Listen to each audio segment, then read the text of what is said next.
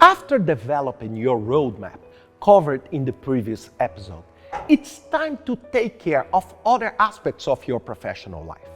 And one of the most relevant is reputation.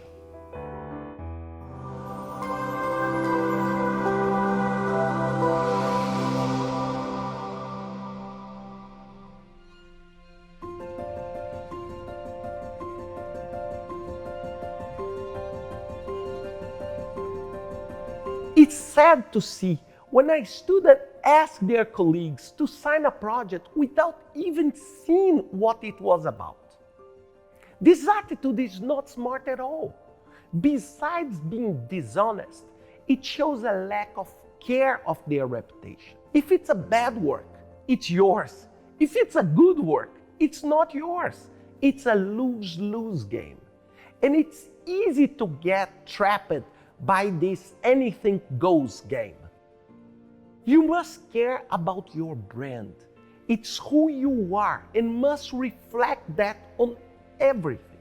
Remember that you are one person. It does not matter if you are at work, in a social event, or at home. It's you. I can see this clearly on social media. Some people still believe that they can have some privacy on these platforms. Unless you have a different definition of privacy, the one thing you don't really have on social media is privacy.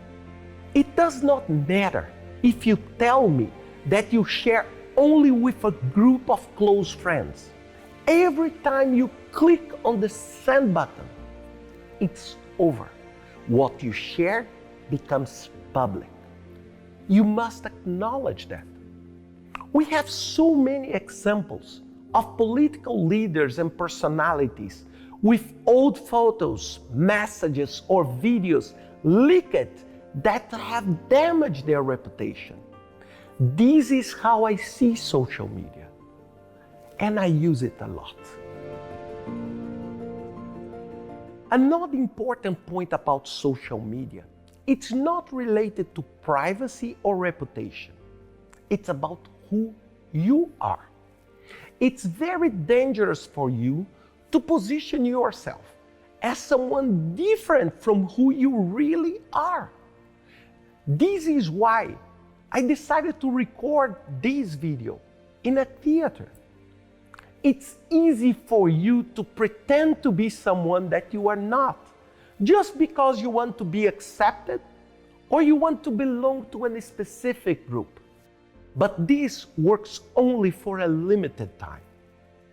Be mindful that any serious company that might be considering hiring you will check your social media. It is as important as your CV. A CV that, by the way, will only portray you as a perfect professional, a superhuman. Companies don't want to only know the best of you. They want to know who you really are.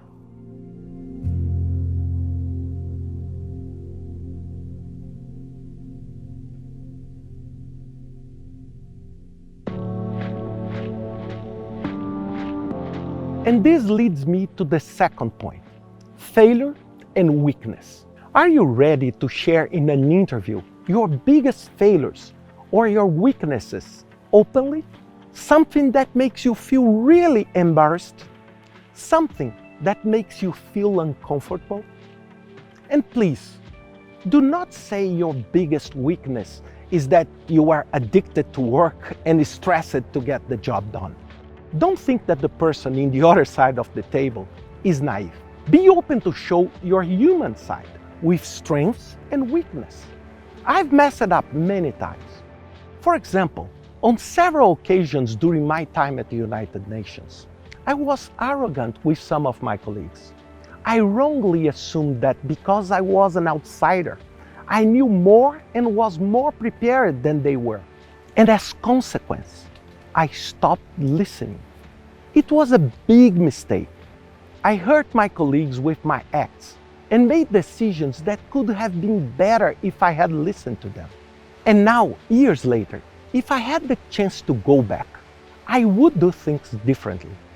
Sadly, I cannot go back, but at least I learned the hard way.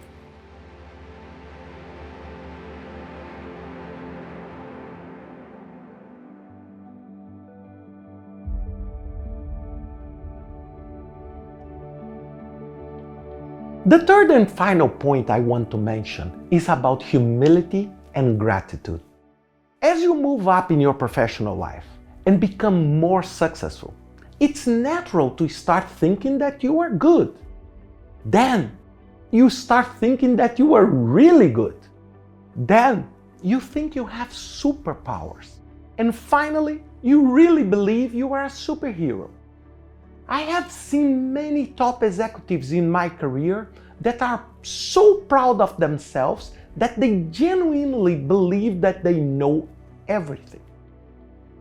It's more than sad, it's unwise, and it's a terrible example for those who are coming. The further you go up, the more humble you must be.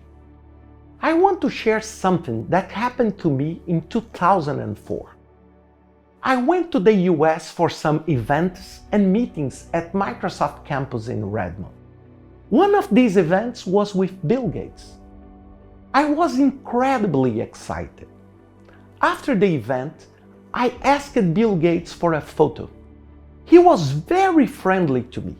After the photo was taken, he asked to see the image to check if it was good. He knew that the photo was relevant to me. That 15-second act was a clear demonstration of empathy. And that photo is still in my office today.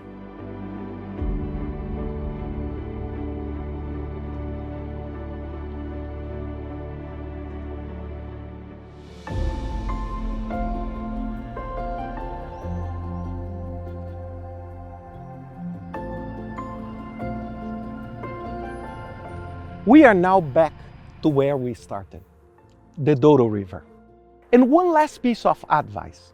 It's essential to be grateful to everybody that has supported you to get where you are today. From your parents to your teachers, from the doctor that treated you when you got sick to your first boss, from your partner to your friends and colleagues. They made you who you are. And when you have the chance, give back to those who are coming behind you. Never forget where you came from. Help them start building their passion, their options, and their roadmap to a meaningful life. Let's make a better future for all of us. This is what really matters. Good luck and take care.